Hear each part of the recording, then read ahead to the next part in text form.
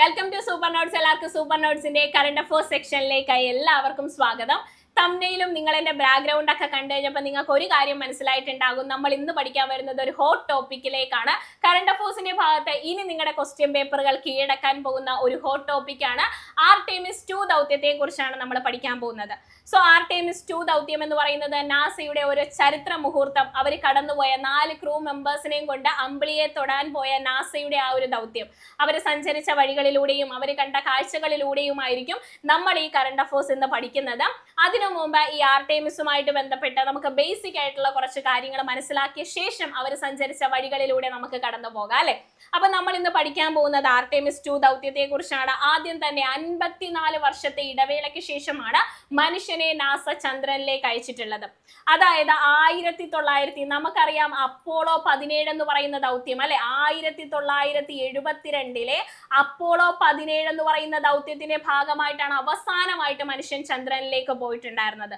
അവിടുന്ന് ഈ 2026 എത്തുമ്പോൾ നീണ്ട 54 വർഷത്തെ ഇടവേളയ്ക്ക് ശേഷമാണ് വീണ്ടും മനുഷ്യനെ ചന്ദ്രനിലേക്ക് നാസ എത്തിച്ചിട്ടുള്ളത്. ആ ദൗത്യമാണ് ആർടെമിസ് 2 എന്ന് പറയുന്നത്. ബേസിക് ആയിട്ട് ഈ ആർടെമിസ് 2-ന് 4 ഫേസ് ആണ് നമ്മുടെ നാസ പറഞ്ഞിരിക്കുന്നത്. ആ ഫേസ് 5 ആവാനും 6 ആവാനുമുള്ള സാധ്യതയുണ്ട്. ഇപ്പൊ ബേസിക് ആയിട്ട് നമ്മൾ ആദ്യത്തെ ഫേസ് നമ്മൾ പൂർത്തിയാക്കി. അത് 2022 നടന്നിട്ടുണ്ടായിരുന്നത്. ആർടെമിസ് 1 നമ്മൾ ഓൾറെഡി വിക്ഷേപിച്ചു. നാസ ഓൾറെഡി വിക്ഷേപിച്ചു. ഫസ്റ്റ് ഫേസ് ഓൾറെഡി വിക്ഷേപിച്ചു. അതിൻ്റെ അകത്ത് പേടകം ചന്ദ്രനെ ചുറ്റി തിരിച്ചു വരികയാണ് ചെയ്തത്. ആർടെമിസ് 1 ആയിരുന്നു ഫസ്റ്റ് ഫേസ് എന്ന് പറയുന്നത്. അത് 2022 നാസ വിക്ഷേപിച്ചിട്ടുണ്ടായിരുന്നത്. ഇപ്പൊ സെക്കൻഡ് ഫേസ് ആണ് ആർടെമിസ് 2 എന്ന് പറയുന്നത്. 2026 നമ്മൾ വിക്ഷേപിച്ചു. ഇത് മനുഷ്യർ ഉൾക്കൊള്ളുന്ന പേടകം ചന്ദ്രനെ ചുറ്റി തിരിച്ചു വരികയാണ് ചെയ്തത്. ഈ ദൗത്യം വിജയകരമായിട്ട് നമ്മൾ അവസാനിപ്പിച്ചു. രണ്ടാമത്തെ ഫേസ് ഏതാണ്? നാസയുടെ ആർടെമിസ് ദൗത്യവുമായിട്ട് ബന്ധപ്പെട്ട രണ്ടാമത്തെ ഫേസ് ആണ് ഈ കഴിഞ്ഞ രണ്ടാമത്തെ ഫേസ് ആർടെമിസ് 2 എന്ന് പറയുന്നത്. മനുഷ്യർ ഉൾപ്പെടുന്ന പേടകം ചന്ദ്രനെ ചുറ്റി തിരിച്ചു വന്നു. ഇനി മൂന്നാമത്തെ ഫേസ് 2027 നമ്മൾ വിക്ഷേപിക്കാൻ പോകുന്നത് ആർടെമിസ് 3 ആണ്. ഈ ഒരു ആർടെമിസ് 3 മനുഷ്യൻ ചന്ദ്രനിൽ ഇറങ്ങുന്നത് എന്നാണ് നാസ അറിയിച്ചിട്ടുള്ളത്. അപ്പൊ പഠിച്ചു വെച്ചേക്കണം. നിലവിൽ ആർടെമിസ് 1 നമ്മൾ വിക്ഷേപിച്ചു 2022. ആർടെമിസ് 2 നമ്മൾ വിക്ഷേപിച്ചു 2026. ഇതിലെ മനുഷ്യൻ എന്താണ് വഹിക്കുന്ന പേടകം ചന്ദ്രനെ ചുറ്റി തിരിച്ചു വന്നു. ആർടെമിസ് 3 ഇനി 2027 നടക്കാൻ പോകുന്ന ആർടെമിസ് 3 മനുഷ്യനെ ചന്ദ്രനിൽ ഇറക്കാൻ നാസ ലക്ഷ്യമിടുന്നത്. ഇത്രയും കാര്യങ്ങൾ ബേസിക് ആയിട്ട് മനസ്സിലായിട്ടുണ്ടെങ്കിൽ ഈ 4 ക്രൂ മെമ്പേഴ്സും പോയ ആ വഴിയിലൂടെ നമ്മൾ സഞ്ചരിച്ച ആർടെമിസ് 2 എന്ന് പറയുന്ന ദൗത്യത്തെ കുറിച്ച് നമ്മൾ പഠിക്കാൻ പോവുകയാണ്. 4 ക്രൂ മെമ്പേഴ്സിലേക്ക് നമ്മൾ വരും. അതിനു മുമ്പ് ഇവരെന്നാണ് ആർടെമിസ് ദൗത്യത്തിന്റെ ഭാഗമായിട്ട് ഇവിടുന്ന് പുറപ്പെട്ടത് എന്ന് നമ്മൾ പഠിക്കണം. എന്നാണ് പുറപ്പെട്ടത് എന്ന് ചോദിച്ചാൽ ഏപ്രിൽ 1 2026 ഏപ്രിൽ 1 ചില സ്ഥലങ്ങളിൽ ഏപ്രിൽ 2 എന്ന് നിങ്ങൾ കാണും. അതിന്റെ കാരണം എന്താണെന്ന് വെച്ചാൽ അമേരിക്കൻ സമയം അനുസരിച്ച് 6:35 PM അവർ ഇവിടുന്ന് പുറപ്പെട്ടിട്ടുള്ളത്. 6:35 PM. ഇത് ഇന്ത്യൻ സമയം അനുസരിച്ച് നോക്കുമ്പോൾ പിറ്റേ ദിവസം പുലർച്ചെ 4:05 AM എന്നാകും. ഇന്ത്യൻ സമയത്തിലേക്ക് ഇത് വരുന്ന സമയത്ത് പിറ്റേ ദിവസം 4:05 AM എന്നാകും. പുലർച്ചെ 4:05 AM എന്നാകും. അപ്പൊ ചില സ്ഥലത്ത് അമേരിക്കൻ സമയം അനുസരിച്ച് ഏപ്രിൽ 1 ഇന്ത്യൻ സമയം അനുസരിച്ച് ഇത് ഏപ്രിൽ 2 വരുന്നത്. ഇതവര് പോയിട്ടുള്ള സമയം എന്ന് പറയുന്നത്. അപ്പൊ ഈ ഒരു ഡിഫറൻസ് മനസ്സിലാക്കി നിങ്ങൾ പഠിക്കണം. അവര് ഈ ഒരു ദൗത്യം വിക്ഷേപിച്ചത് എന്നാണ് ഏപ്രിൽ 2 അമേരിക്കൻ സമയം അനുസരിച്ച് ഏപ്രിൽ 1 ഇന്ത്യൻ സമയം അനുസരിച്ച് ഏപ്രിൽ 2 2026 പഠിച്ചു വെച്ചേക്കണം. ഇനി എവിടെ നിന്നാണ് ഇവർ യാത്ര തിരിച്ചത്? Kennedy space centre launch complex 39B നിന്നാണ് ഇവർ യാത്ര തിരിച്ചത്. ഈ 4 പേരും യാത്ര തിരിച്ചിട്ടുള്ളത് പഠിച്ചു വെച്ചേക്കണം കേട്ടോ. എവിടെ നിന്നാണ് ഇവർ യാത്ര പുറപ്പെട്ടത്? Kennedy space centre launch pad 39B നിന്നാണ് അവർ യാത്ര തിരിച്ചത്. ഇനി ഇവർ പോയ വിക്ഷേപണ വാഹനത്തിൽ നമുക്കും ഒന്ന് പോയി നോക്കാം. ഇതാണ് അവർ പോയ വിക്ഷേപണ വാഹനം എന്ന് പറയുന്നത്. ലോകത്ത് ഇന്നുള്ളതിൽ വെച്ച് ഏറ്റവും കരുത്തുറ്റനായിട്ടുള്ള വിക്ഷേപണ വാഹനമാണ് SLS എന്ന് പറയുന്നത്. സ്പേസ് ലോഞ്ച് സിസ്റ്റം എന്ന് പറയുന്ന ഈ കരുത്തുറ്റ വിക്ഷേപണ വാഹനത്തിലാണ് അവരുടെ പേടകം വഹിച്ച വാഹനം എന്ന് പറയുന്നത്. ഏത് പേടകത്തിലാണ് അവരെ ആ മനുഷ്യര് ഈ ഒരു വിക്ഷേപണ വാഹനത്തിൽ ഒരു പേടകം ഉണ്ടായിരിക്കും. ആ പേടകത്തിന്റെ ഉള്ളിലാണ്, ആ ഒരു സ്പേസ് ക്രാഫ്റ്റിന്റെ ഉള്ളിലാണ് ആരിയ്ക്കുന്നത്? ഈ മനുഷ്യരെ വഹിക്കുന്നത് അല്ലെ. ഇത് ഇവിടെയാണ് ആ പേടകം ഇരിക്കുന്നത്. ഇത് വിക്ഷേപണ വാഹനമാണെങ്കിൽ ഇതിന്റെ ഈ അറ്റത്താണ് ആ ഒരു വിക്ഷേപണ വാഹനമുള്ളത്. എന്താണ് ഇവരെ വഹിച്ച ആ വിക്ഷേപണ വാഹനത്തിന്റെ പേരാണ് ഓറിയൺ എന്ന് പറയുന്ന വിക്ഷേപണ വാഹനമാണ്. ഓറിയൺ എന്ന് പറയുന്ന ബഹിരാകാശ പേടകത്തിലാണ് ഈ 4 ക്രൂ മെമ്പേഴ്സും ഇരുന്നിട്ടുണ്ടായിരുന്നത്. ഇങ്ങനെ ഒന്ന് കണക്ട് ചെയ്താൽ മതിയടാ. ഒരു ഓറിയോ ഒക്കെ കഴിച്ച് അവർ ആ വിക്ഷേപണ വാഹനത്തിൽ ഇരുന്നു എന്ന് ഓർത്താൽ മതി. ഓറിയൺ എന്ന് പറയുന്ന വിക്ഷേപണ വാഹനമാണ് അവരെ വഹിച്ച വിക്ഷേപണ വാഹനം എന്ന് പറയുന്നത്. ഇനി എത്ര ദിവസത്തേക്കായിരുന്നു ഈ ദൗത്യം എന്ന് ചോദിച്ചാൽ ഏകദേശം 10 ദിവസത്തേക്കാണ് അവർ യാത്ര തിരിച്ചത്. എത്ര ദിവസത്തേക്കാണ്? ഏകദേശം 10 ദിവസത്തേക്ക് നീണ്ട യാത്രയ്ക്കാണ് അവർ പുറപ്പെട്ടിട്ടുണ്ടായിരുന്നത്. നമ്മൾ പറഞ്ഞു 4 ക്രൂ മെമ്പേഴ്സ് ആണ് പോയത്. ആ 4 ക്രൂ മെമ്പേഴ്സ് ആരൊക്കെയാണ്? ഇവരാണ് ആ 4 പേരെന്ന് പറയുന്നത്. ഇതിലെ മിഷൻ കമാൻഡർ ആണ് ദാ ഈ ഇരിക്കുന്ന വ്യക്തി എന്ന് പറയുന്നത്. അദ്ദേഹത്തിന്റെ പേരാണ് റീഡ് വൈസ്മാൻ എന്ന് പറയുന്നത്.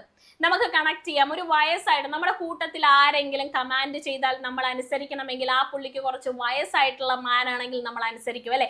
നമ്മുടെ കൂട്ടത്തിൽ ഒരുപാട് മെമ്പേഴ്സ് ഉണ്ട്, അതിൻ്റെ അകത്ത് ഏറ്റവും മുതിർന്ന വ്യക്തി പറഞ്ഞാലേ നമ്മൾ അനുസരിക്കത്തുള്ളൂ അല്ലെ.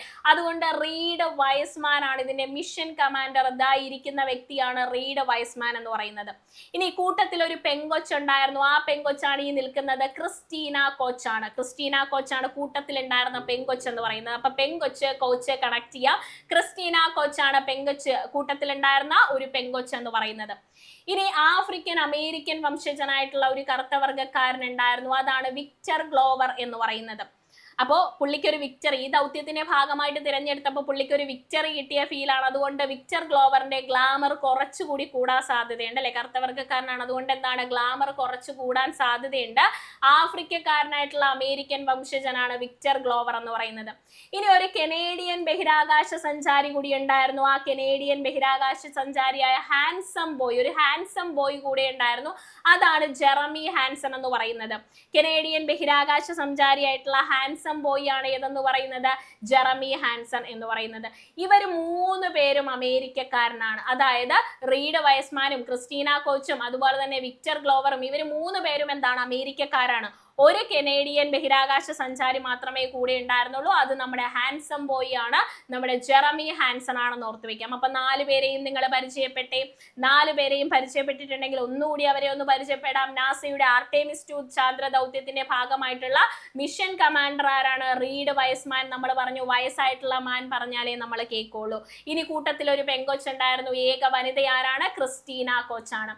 ഇനി ചാന്ദ്ര ദൗത്യത്തിന്റെ ഭാഗമായിട്ടുള്ള അമേരിക്കൻ ആഫ്രിക്കൻ വംശജനാരാണ്? ആഫ്രിക്കൻ അമേരിക്കൻ വംശജനാണ് വിക്ടർ ഗ്ലോവർ. ഗ്ലാമർ കൂടാൻ സാധ്യതയുണ്ട്, പുള്ളിക്ക് ഒരു വിക്ടറി കിട്ടിയ ഫീൽ ആണെന്ന് നമ്മൾ പറഞ്ഞു. ഇവർ 3 പേരും അമേരിക്കക്കാരനാണ്. കനേഡിയൻ ബഹിരാകാശ സഞ്ചാരിയായിട്ട് ഒറ്റ ഒരാൾ മാത്രമേ ഉള്ളൂ. അതാരാണ്? നമ്മുടെ ഹാൻസം ബോയ് ആണ്, ജെറമി ഹാൻസൺ ആണെന്ന് നമ്മൾ പഠിച്ചു. ക്ലിയർ ആണല്ലോ. അടുത്ത നമ്മൾ പഠിച്ചതാണ് ഇവരുടെ വിക്ഷേപണം നടന്നത് എവിടെയാണ്? Canadian space centre launch pad 39Bയിൽ നിന്നാണ്. വിക്ഷേപണ വാഹനം SLS ആണെന്ന് നമ്മൾ പഠിച്ചതാണ്. അവർ പോയ പേടകം ഏതാണ്? ഓറിയൺ എന്ന് പറയുന്ന പേടകമാണ്. 10 ദിവസത്തെ യാത്രയ്ക്കാണ് അവർ പോയിട്ടുള്ളത്. പക്ഷെ ഈ ദൗത്യത്തില് അവർ ചന്ദ്രനെ ഒന്ന് ഫ്ലൈ ബൈ ചെയ്ത് തിരിച്ചു വരികയാണ് ചെയ്യുന്നത്. ചന്ദ്രനിൽ ഇറങ്ങുന്നില്ല, മറിച്ച് എന്താണ്? ചന്ദ്രനെ വളയം വെച്ച് തിരിച്ചു വരികയാണ് ചെയ്യുന്നത്. ആർടെമിസ് 1 എന്നായിരുന്നെന്ന് നമ്മൾ പറഞ്ഞു. എന്നായിരുന്നു? 2022-ലാണ്. ഇക്കാര്യങ്ങളൊക്കെ നമ്മൾ പഠിച്ചതാണ്. ഇനി അവരൊരു ചരിത്ര നേട്ടം സ്വന്തമാക്കിയാണ് തിരിച്ചു വന്നത്. എന്താണ് ആ ചരിത്ര നേട്ടം എന്ന് ചോദിച്ചു കഴിഞ്ഞാൽ ഭൂമിയിൽ നിന്ന് ഏറ്റവും കൂടുതൽ സഞ്ചരിച്ച മനുഷ്യരായി ആർടെമിസ് 2 ദൗത്യം മാറിയിരിക്കുകയാണ്. അവരൊരു ചരിത്രം സൃഷ്ടിച്ചാണ് തിരിച്ചു വന്നത്. ഇതുവരെ പോയിട്ടുള്ള മിഷനെ സംബന്ധിച്ച് നോക്കിക്കഴിഞ്ഞാൽ ഭൂമിയിൽ നിന്ന് ഏറ്റവും കൂടുതൽ സഞ്ചരിച്ച ബഹിരാകാശ സഞ്ചാരി അല്ലെങ്കിൽ ഭൂമിയിൽ നിന്ന് ഏറ്റവും കൂടുതൽ സഞ്ചരിച്ച മനുഷ്യരെന്ന് പറയുന്ന ചരിത്ര നേട്ടം സ്വന്തമാക്കിയാണ് ആർടെമിസ് 2 ദൗത്യ സംഘം മടങ്ങിയിട്ടുണ്ടായിരുന്നത്. പഠിച്ചു വെച്ചേക്കണം, വളരെ ഇമ്പോർട്ടന്റ് ആണ്. ഒരു ചരിത്രം കുറിച്ചാണ് ആ ദൗത്യം തിരിച്ചെത്തിയത്. ഭൂമിയിൽ നിന്ന് ഏറ്റവും കൂടുതൽ ദൂരം സഞ്ചരിച്ച മനുഷ്യരെ വഹിച്ച ദൗത്യമാണ് ആർടെമിസ് 2 എന്ന് പറയുന്നത്. അവർ പോയ ഒരു ഡെമോ നിങ്ങൾക്ക് ഞാൻ കാണിച്ചു തരാം. അവർ പകർത്തിയ ചിത്രങ്ങളെയും നിങ്ങൾക്ക് ഞാൻ കാണിച്ചു തരാം. എന്താ, ഇവിടെ നിന്നാണ് അവർ പുറപ്പെട്ടത്. ആദ്യം നിങ്ങൾ ഈ നീല നോക്കിക്കോളുക, ആദ്യം നിങ്ങൾ ഈ റെഡ് നോക്കിക്കോളുക. അത് ഇവിടെ നിന്നാണ് അവർ പുറപ്പെട്ടത്. നീലയല്ല, റെഡ് നോക്കിക്കോണം കേട്ടോ. ഇവിടെ നിന്നാണ് അവർ പുറപ്പെട്ടത്. എവിടെ നിന്നായിരുന്നു? Canadian space centre launch complex 39Bയിൽ നിന്നാണ് അവർ പുറപ്പെട്ടത്. ഇവരിങ്ങനെ കറങ്ങി നമ്മുടെ ഭൂമിയുടെ ലോ ലോ എർത്ത് ഓർബിറ്റും കടന്ന് ലൂണാർ ഇഞ്ചക്ഷൻ, ഈ ഒരു പോയിന്റിൽ lunar injection, trans lunar injection നടത്തി എന്തിന്റെ, നമ്മുടെ ചന്ദ്രന്റെ ഭ്രമണപഥത്തിലേക്ക് പ്രവേശിച്ച അവിടുന്ന് കറങ്ങി തിരിച്ചെന്താണ് ശാന്ത സമുദ്രത്തിൽ വന്ന് പതിക്കുന്ന 10 ദിവസത്തെ ദൗത്യം. ക്ലിയർ ആയോ? ദാ കെനഡിയൻ സ്പേസ് സെന്റർ ഇവിടുന്ന് തുടങ്ങി ഇത് കറങ്ങി നേരെ എന്താണ്, ഇവിടുന്ന് കറങ്ങി ഭൂമിയുടെ ലോ എർത്ത് ഓർബിറ്റും കടന്നതാ ഇവിടെ ലൂണാർ ഇഞ്ചക്ഷനും നടത്തി ചന്ദ്രന്റെ ഭ്രമണപഥത്തിലേക്ക് കയറി അവിടുന്ന് കറങ്ങി വീണ്ടും ശാന്ത സമുദ്രത്തിൽ പതിച്ച 10 ദിവസത്തെ മിഷൻ ആയിരുന്നു ഇവരുടെ മിഷൻ എന്ന് പറയുന്നത്. ഇതിന്റെ ഭാഗമായിട്ട് അവരാദ്യം പകർത്തിയ ഭൂമിയുടെ ഒരു പൂർണ്ണ ചിത്രമുണ്ട്. അതിന് നൽകിയ പേരാണ് ഹലോ വേൾഡ് എന്ന് പറയുന്നത്. അതായത് ഇവിടുന്ന് ഇങ്ങനെ കറങ്ങി ഭൂമിയുടെ ലോ എർത്ത് ഓർബിറ്റും കടന്ന് ഇവിടെ വെച്ച് ട്രാൻസ് ലൂണാർ ഇഞ്ചക്ഷൻ നടത്തിയവരെ, ട്രാൻസ് ലൂണാർ ഇഞ്ചക്ഷൻ എന്ന് പറയുന്നത് അടുത്തത് ചന്ദ്രന്റെ ഭ്രമണപഥത്തിലേക്ക് കയറാനുള്ള ട്രാൻസ് ലൂണാർ ഇഞ്ചക്ഷൻ നടത്തിയ സമയത്ത് ഇവർക്ക് ഇവിടുന്ന് നോക്കിയാൽ പൂർണ്ണമായിട്ടുള്ള ഭൂമിയെ കാണാൻ പറ്റും അല്ലെ. ഇങ്ങനെ പൂർണ്ണമായിട്ടുള്ള ഭൂമിയെ കണ്ട സമയത്ത് മിഷൻ കമാൻഡർ ആയിരുന്ന റീഡ് വൈസ്മാൻ ഒരു ചിത്രം പകർത്തി, ഭൂമിയുടെ പൂർണ്ണമായിട്ടുള്ള ഒരു ചിത്രം പകർത്തി. ആ ഭൂമിയുടെ പൂർണ്ണമായിട്ടുള്ള ചിത്രമാണ് അടുത്തത് നിങ്ങൾ കാണുന്നത്. ഇതാണ് റീഡ് വൈസ്മാൻ പകർത്തിയ ഭൂമിയുടെ ആ പൂർണ്ണ ചിത്രം എന്ന് പറയുന്നത്. ഇതിന് അവർ നൽകിയ പേരാണ് എന്തെന്ന് പറയുന്നത്, ഹലോ വേൾഡ് എന്ന് പറയുന്നത്. അതായത് ഒന്ന് ട്രാൻസ് ലൂണാർ ഇഞ്ചക്ഷൻ നടത്തി ചന്ദ്രന്റെ ഭ്രമണപഥത്തിലേക്ക് കയറാൻ നേരത്ത് അവർ നോക്കിയപ്പോൾ ദാ നമ്മുടെ ഭൂമി പൂർണ്ണമായിട്ട് നിൽക്കുന്ന അല്ലെ. അങ്ങനെയാണെങ്കിൽ ഒരു ചിത്രം പകർത്തിയേക്കാം, എന്നിട്ട് ഭൂമിക്ക് ഒരു ഹലോയും പറഞ്ഞവര് തിരിച്ചു എന്നോർത്താൽ മതി. ആ പൂർണ്ണ ചിത്രമാണ് ഹലോ വേൾഡ് എന്ന് പറയുന്നത്. ആര് പകർത്തിയതാണ്? Reid Wiseman പകർത്തിയതാണ്. പഠിച്ചു വെച്ചേക്കണം. ആർടെമിസ് 2 ദൗത്യത്തിന്റെ മിഷൻ കമാൻഡർ ആയിട്ടുള്ള റീഡ് വൈസ്മാൻ പകർത്തിയ നാസ അടുത്തിടെ പുറത്തുവിട്ട പുതിയ ചിത്രമാണ് ഏതെന്ന് പറയുന്നത്, ഹലോ വേൾഡ് എന്ന് പറയുന്നത്. ഭൂമിയുടെ ഭ്രമണപഥത്തിൽ നിന്ന് പേടകത്തെ ചന്ദ്രനിലേക്ക് തിരിച്ചുവിടുന്ന, നമ്മൾ പറഞ്ഞു ചന്ദ്രനിലേക്ക് പോകുന്ന സമയത്ത് ട്രാൻസ് ലൂണാർ ഇഞ്ചക്ഷൻ നടത്തുന്ന സമയത്താണ് ഈ ഒരു പൂർണ്ണ ചിത്രം ആര് പകർത്തിയിട്ടുണ്ടായിരുന്നത്, നമ്മുടെ റീഡ് വൈസ്മാൻ, മിഷൻ കമാൻഡർ ആയിട്ടുള്ള റീഡ് വൈസ്മാൻ പകർത്തിയത്. ഭൂമിയുടെ ഒരു പൂർണ്ണ ചിത്രത്തിന്റെ പേരാണ് എന്തെന്ന് പറയുന്നത്, ഹലോ വേൾഡ് എന്ന് പറയുന്നത്. അപ്പോളോ ദൗത്യത്തിന്റെ ഭാഗമായിട്ടും ഇങ്ങനെ ഒരു ചിത്രം പകർത്തിയിട്ടുണ്ടായിരുന്നു. അതായത് നമ്മുടെ അപ്പോളോ 17 ദൗത്യത്തിന്റെ ഭാഗമായിട്ടും മിഷൻ അതിന്റെ ഹാരിസൺ ഷ്മിറ്റ്, ആ ഒരു ദൗത്യത്തിന്റെ ഭാഗമായിട്ടുള്ള ഹാരിസൺ ഷ്മിറ്റ് പകർത്തിയ അപ്പോളോ ദൗത്യത്തിന്റെ ഭാഗമായിട്ടുള്ള ഭൂമിയുടെ പൂർണ്ണ ചിത്രമാണ് ഈ കാണുന്ന പൂർണ്ണ ചിത്രം. ഇതിനെ വിളിച്ച പേരാണ് ബ്ലൂ മാർബിൾ എന്ന് പറയുന്നത്. അതായത് ആർടെമിസ് 2 ദൗത്യത്തിന്റെ ഭാഗമായിട്ട് മിഷൻ കമാൻഡർ ആയിട്ടുള്ള റീഡ് വൈസ്മാൻ പകർത്തിയ ഭൂമിയുടെ പൂർണ്ണ ചിത്രമാണ് ഹലോ വേൾഡ് എങ്കിൽ 1972 അപ്പോളോ 17 ദൗത്യത്തിന്റെ ഭാഗമായിട്ട് അതിലെ ദൗത്യ സംഘത്തിൽ ഒരാളായ ഹാരിസൺ ഷ്മിറ്റ് പകർത്തിയ 54 വർഷം മുമ്പ് എടുത്ത ഒരു ചിത്രമുണ്ട്. ഭൂമിയുടെ പൂർണ്ണ ചിത്രമാണ് ബ്ലൂ മാർബിൾ എന്ന് പറയുന്നത്. രണ്ടും ഓർത്ത് വെക്കണം. ബ്ലൂ മാർബിൾ എന്താണ്? അപ്പോളോ ദൗത്യത്തിന്റെ ഭാഗമായ 1972 54 വർഷങ്ങൾക്ക് മുന്നേ പകർത്തിയ ഭൂമിയുടെ പൂർണ്ണമായ ചിത്രമാണെങ്കിൽ ഹലോ വേൾഡ് എന്ന് പറയുന്നത് ഈ റീസെന്റ് ആയിട്ട് 2026 ആർടെമിസ് 2 ദൗത്യത്തിന്റെ ഭാഗമായിട്ട് മിഷൻ കമാൻഡർ ആയിട്ടുള്ള റീഡ് വൈസ്മാൻ പകർത്തിയ ചിത്രമാണ് ഹലോ വേൾഡ് എന്ന് പറയുന്നത്. രണ്ട് ചിത്രവും നിങ്ങൾ പഠിച്ചു വെച്ചേക്കണം. നമ്മൾ പറഞ്ഞു ഇവിടെ ഇങ്ങനെ കറങ്ങി ഭൂമിയിൽ നിന്ന് ഇവിടുന്ന് പുറപ്പെട്ട് ഇങ്ങനെ കറങ്ങി എന്താണ് ലോ എർത്ത് ഓർബിറ്റും കടന്നത് ഇവിടെ വെച്ച് ട്രാൻസ് ലൂണാർ ഇഞ്ചക്ഷൻ നടത്തി. അപ്പൊ ഹലോ വേൾഡ് എന്ന് പറയുന്ന ഒരു ചിത്രം വേൾഡിനെ ഭൂമിയെ മൊത്തത്തിൽ കണ്ട സമയത്ത് ട്രാൻസ് ലൂണാർ ഇഞ്ചക്ഷൻ നടത്തുന്ന സമയത്ത് ഒരു ചിത്രം പകർത്തി അവിടുന്ന് ഇങ്ങനെ കറങ്ങി ചന്ദ്രന്റെ ഈ ഒരു പോയിന്റിലേക്ക് എത്തുന്ന സമയത്ത് ഈ ചന്ദ്രന്റെ ആകാശത്ത് ഭൂമി അസ്തമിക്കുന്ന ഒരു അത്ഭുതകരമായിട്ടുള്ള ഒരു കാഴ്ച അവരുടെ കണ്ണിൽ പെടുകയുണ്ടായി. എന്താണ്? അവരിപ്പോ എവിടെയാ നിൽക്കുന്നത്? ചന്ദ്രന്റെ ആകാശത്താണ്. ഈ ചന്ദ്രന്റെ മറുപുറത്ത് ഇങ്ങോട്ടേക്ക് കറങ്ങി ഇവിടെ എത്തുമ്പോ ചന്ദ്രന്റെ ആകാശത്ത് ഭൂമി അസ്തമിക്കുന്ന ഒരു ചിത്രം അവർ കാണുകയുണ്ടായി. അതാണ് ഈ ചിത്രം എന്ന് പറയുന്നത്. അതായത് അവര് ട്രാൻസ് ലൂണാർ ഇഞ്ചക്ഷൻ ഒക്കെ നടത്തി ചന്ദ്രന്റെ ഭ്രമണപഥത്തിലേക്ക് കയറി ആ ചന്ദ്രന്റെ ഒരു മറുപുറത്തേക്ക് എത്തുന്ന സമയത്ത് ചന്ദ്രന്റെ ആകാശത്ത് ഭൂമി അസ്തമിക്കുന്ന മനോഹരമായ ഒരു ചിത്രം അവർ കണ്ടു. അവരത് പകർത്തിയെടുത്തു, നാസയ്ക്ക് അയച്ചു. അപ്പൊ നാസ ഇതിന് പേരിട്ടത് എന്താണെന്നറിയോ? എർത്ത് സൈറ്റ് എന്ന് പറയുന്നതാണ്. ഭൗമാസ്തമയം എന്നാണ് നാസ ഇതിനിട്ട പേര് എന്ന് പറയുന്നത്.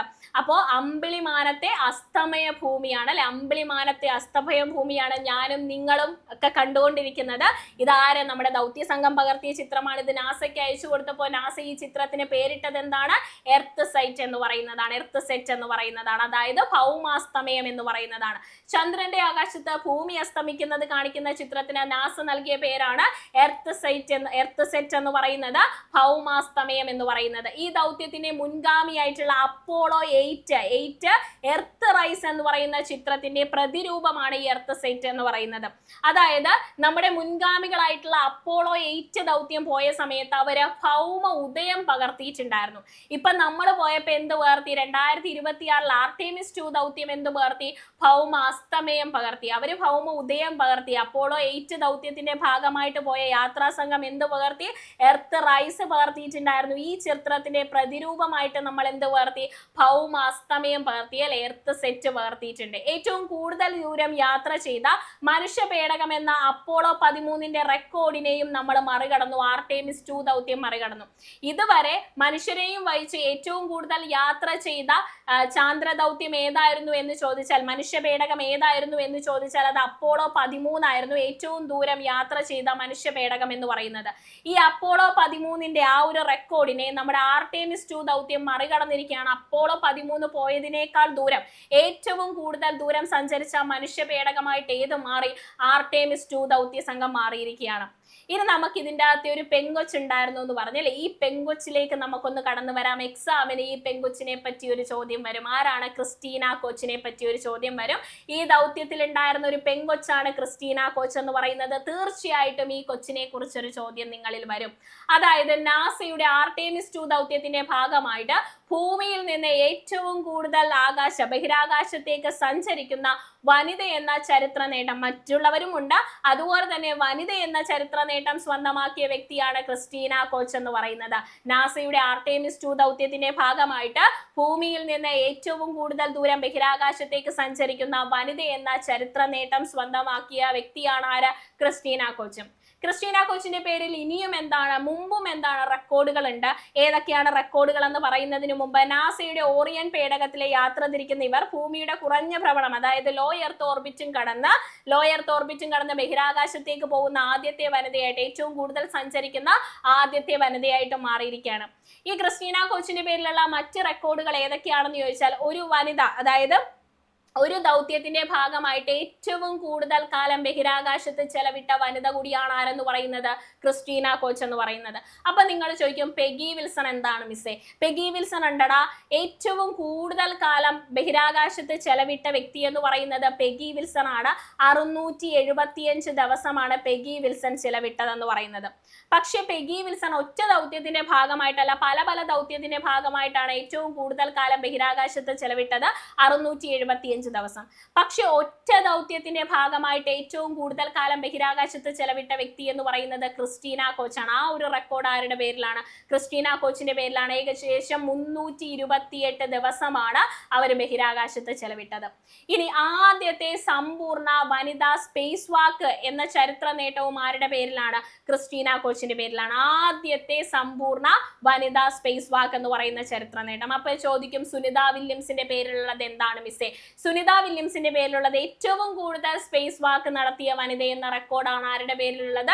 സുനിത വില്യംസിന്റെ പേരിലുള്ളത്. ഏറ്റവും കൂടുതൽ സ്പേസ് വാക്ക് നടത്തിയത് ആരാണ്? സുനിത വില്യംസ് ആണ്. ഏറ്റവും കൂടുതൽ ബഹിരാകാശത്ത് ചെലവിട്ടത് ആരാണ്? പെഗി വിൽസൺ ആണ്. അത് കഴിഞ്ഞ് രണ്ടാം സ്ഥാനം സുനിത വില്യംസിനാണ്. 608 ദിവസമാണ് സുനിത വില്യംസ് ബഹിരാകാശത്ത് ചെലവിട്ടത്.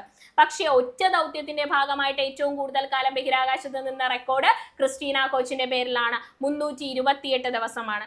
ഇനി ആദ്യത്തെ സമ്പൂർണ്ണ സ്പേസ് വാക്ക് നടത്തിയ വനിതയും ക്രിസ്റ്റീന കോച്ചാണ്. ഇനി ഏറ്റവും കൂടുതൽ സ്പേസ് വാക്ക് നടത്തിയ വനിത എന്ന് ചോദിച്ചാൽ അതാരാണ്? അത് നമ്മുടെ സുനിത വില്യംസ് ആണ്. ഡിഫറൻസ് മനസ്സിലായിട്ടുണ്ട് എന്ന് വിശ്വസിക്കുന്നു. അങ്ങനെയാണെങ്കിൽ നമ്മുടെ ഈ ദൗത്യ സംഘം അവസാനമായിട്ട് 2 ഗർത്തങ്ങൾ കൂടി പുതിയതായിട്ട് നമ്മുടെ ചന്ദ്രനിൽ കണ്ടെത്തിയിട്ടുണ്ടായിരുന്നു. ആ ഗർത്തങ്ങളാണ് ഒന്ന് ഇന്റഗ്രിറ്റി എന്ന് പറയുന്നതും 2 കരോൾ ക്രൈറ്റർ എന്ന് പറയുന്നതും. അപ്പൊ 2 പുതിയ ഗർത്തങ്ങൾ ആര് കണ്ടുപിടിച്ചു? നമ്മുടെ ചരിത്ര ഈ ഒരു ചാന്ദ്ര ദൗത്യത്തിന്റെ ഭാഗമായിട്ടുള്ള ആർടെമിസ് 2 ദൗത്യത്തിലെ യാത്രികര് ചന്ദ്രനിൽ 2 പുതിയ ഗർത്തങ്ങൾ കൂടി കണ്ടുപിടിച്ചു. ഈ 2 പുതിയ ഗർത്തങ്ങൾക്ക് പേരിടാൻ നാസയോട് അവർ ചോദിച്ചു, ഞങ്ങൾ പേരിട്ടോട്ടെ എന്ന് ചോദിച്ചു. നാസ അതിന് അംഗീകാരം കൊടുത്തു. അവരിട്ട പേരാണ് ഇന്റഗ്രിറ്റി കേറ്റർ എന്നും അതുപോലെ തന്നെ കരോൾ ക്രൈറ്റർ എന്നുമാണ് അവർ പേരിട്ടത്. ഇന്റഗ്രിറ്റി ഗർത്തം എന്നും കരോൾ ഗർത്തം എന്നുമാണ് അവർ പേരിട്ടത്. ഈ ഇന്റഗ്രിറ്റി എന്ന് പറയുന്നത് നമ്മൾ പറഞ്ഞു ഓറിയോണിന്റെ മറ്റൊരു പേരാണ് ഇന്റഗ്രിറ്റി എന്ന് പറയുന്നത്. ഓറിയോണിനെ തന്നെ വിശേഷിപ്പിക്കുന്ന ഈ ദൗത്യ സംഘം വിശേഷിപ്പിക്കുന്ന മറ്റൊരു പേരാണ് ഇന്റഗ്രിറ്റി എന്ന് പറയുന്നത്. അതുകൊണ്ട് അവർ പോയ വിക്ഷേപണ വാഹനത്തിന്റെ തന്നെ പേരാണ് അവരിട്ടത്. അതിന്റെ ഓർമ്മയ്ക്ക് വേണ്ടിയിട്ട് ഇന്റഗ്രിറ്റി ഗർത്തം എന്നാണ് അവരിട്ടിട്ടുള്ളത്. രണ്ടാമത്തെ ഗർത്തമാണ് കരോൾ ഗർത്തം എന്ന് പറയുന്നത്. നമ്മുടെ റീഡ് വൈസ്മാന്റെ ഭാര്യ ക്യാൻസർ വന്ന് മരിച്ച വ്യക്തിയാണ് റീഡ് വൈസ്മാന്റെ ഭാര്യ എന്ന് പറയുന്നത്. സോ അതുകൊണ്ട് തന്നെ റീഡ് ഒരു എന്താ പറയാ ഒരു ഇമോഷണൽ ആയിട്ടുള്ള പേരാണ് നൽകിയത്. റീഡ് വൈസ്മാന്റെ ഭാര്യ. ഈ ക്രൂ മെമ്പേഴ്സ് ഒക്കെ അങ്ങോട്ടും ഇങ്ങോട്ടും ഭയങ്കര കണക്റ്റഡ് ആയിട്ടുള്ള ആളുകളാണ്. അതുകൊണ്ട് തന്നെ റീഡ് വൈസ്മാന്റെ ഭാര്യ എന്താണ് ക്യാൻസർ വന്ന് മരിച്ച വ്യക്തിയാണ്. അപ്പൊ ആ ഭാര്യയുടെ സ്നേഹാർത്ഥം അവരുടെ ആ ഒരു ഓർമ്മയ്ക്ക് വേണ്ടി രണ്ടാമത്തെ ഗർത്തത്തിന്റെ പേര് കരോൾ ഗർത്തം. റീഡ് വൈസ്മാന്റെ ഭാര്യയുടെ പേരാണ് കരോൾ എന്ന് പറയുന്നത്. സോ കരോൾ ഗർത്തം എന്നാണ് രണ്ടാമത് പേരിട്ട ഗർത്തത്ത്. രണ്ടാമത് ഗർത്തത്തിന്റെ പേരെന്താണ്? കരോൾ ഗർത്തം. 2 ഗർത്തങ്ങളാണ് കണ്ടുപിടിച്ചത്. ഒന്ന് അവർ ബഹിരാകാശ പേടകത്തിന്റെ പേര്, അവർ പോയ ആ ഒരു പേടകത്തിന്റെ പേര് അതിന്റെ ഓർമ്മയ്ക്കായിട്ട് വേണ്ടി, ആ ദൗത്യത്തിന്റെ ഓർമ്മയ്ക്കായിട്ട് വേണ്ടി ഇന്റഗ്രിറ്റി എന്നിട്ടു. രണ്ടാമത്തത് റീഡ് വൈസ്മാന്റെ ഭാര്യയുടെ പേരാണ് കരോൾ ഗർത്തം എന്നാണ് ഇട്ടിട്ടുള്ളത്. 2 പേരുകളാണ് കേട്ടോ. അപ്പൊ പഠിച്ചു വെച്ചേക്ക. ആദ്യത്തെ ഗർത്തം ഇന്റഗ്രിറ്റി, അവർ പോയ ബഹിരാകാശ പേടകത്തിന് പേരിൽ അറിയപ്പെടുന്നതാണ് ഇന്റഗ്രിറ്റി എന്ന് പറയുന്നത്. രണ്ടാമത്തത് കരോൾ ഗർത്തമാണ്. ക്യാൻസർ ബാധിച്ച് മരിച്ച കമാൻഡർ റീഡ് വൈസ്മാന്റെ പരേതയായിട്ടുള്ള ഭാര്യയുടെ പേരാണ് എന്തെന്ന് പറയുന്നത്? കരോൾ എന്ന് പറയുന്നത്. രണ്ടാമത്തെ ഗർത്തത്തിന്റെ പേര് കരോൾ ഗർത്തം എന്നാണ് ഇട്ടത്. എന്നാണ് ഇവർ തിരിച്ച് ശാന്തസമുദ്രത്തിൽ വന്ന് ചേർന്നത്? 2026 ഏപ്രിൽ മാസം 10-ാം തീയതിയാണ് അല്ലെ? ഏപ്രിൽ മാസം 10-ാം തീയതിയാണ് ഈ 4 സംഘവും 4 പേരടങ്ങുന്ന ക്രൂ മെമ്പേഴ്സ് ശാന്തസമുദ്രത്തിൽ പസഫിക് സമുദ്രത്തിലേക്ക് വന്ന് ചേർന്നത്. അവരുടെ ദൗത്യം കംപ്ലീറ്റ് ആയത് 10 ദിവസത്തെ ദൗത്യമായിരുന്നു. ആ 10 ദിവസത്തെയും ദൗത്യം അടിപൊളിയായിട്ട് കംപ്ലീറ്റ് ചെയ്ത് ഏപ്രിൽ 10-ാം തീയതി അവർ തിരിച്ച് ഭൂമിയിലേക്ക് വന്നിറങ്ങിയിരിക്കുകയാണ്. ഓക്കെ ആണ്, സെറ്റ് ആണ്. ഇത്രയും കണ്ടന്റ് ഓക്കെ ആണെങ്കിൽ നിങ്ങൾ ആർടെമിസ് 2 ദൗത്യത്തിനെ കുറിച്ച് ബേസിക് ആയിട്ടുള്ള എല്ലാ കാര്യങ്ങളും ആർടെമിസ് 2 ദൗത്യവുമായിട്ട് ബന്ധപ്പെട്ട് പഠിച്ചു വെക്കേണ്ട കാര്യങ്ങളെല്ലാം പഠിച്ചു കഴിഞ്ഞു. നമ്മൾ അതുവഴി സഞ്ചരിച്ചു, അവർ പകർത്തിയ ചിത്രങ്ങൾ കണ്ടു, അവർ പോയ വഴികളിലൂടെയൊക്കെ നമ്മൾ സഞ്ചരിച്ച ആ ദൗത്യത്തെ കുറിച്ച് ക്ലിയർ ആയിട്ട് മനസ്സിലായിട്ടുണ്ട് എന്ന് വിശ്വസിക്കുന്നു. ഇതുപോലെയുള്ള കണ്ടന്റ് വീഡിയോകളുമായിട്ട് ഇനിയും നമുക്ക് കാണാം. കൃത്യമായിട്ട് പഠിക്കുക, കൃത്യമായിട്ട് തന്നെ നിങ്ങൾ ഫോളോ ചെയ്യുക. കറണ്ട് അഫേഴ്സ് ഹോട്ട് ടോപ്പിക്കുകൾ ഫോളോ ചെയ്യുക, ഡെയിലി കറണ്ട് അഫേഴ്സും ഫോളോ ചെയ്തോളുക. അപ്പൊ നമുക്ക് ഇനി അടുത്ത ഒരു ഹോട്ട് ടോപ്പിക്കുമായിട്ട് കാണാം. അതുവരേക്കും എല്ലാവർക്കും ബൈ. Thank you all.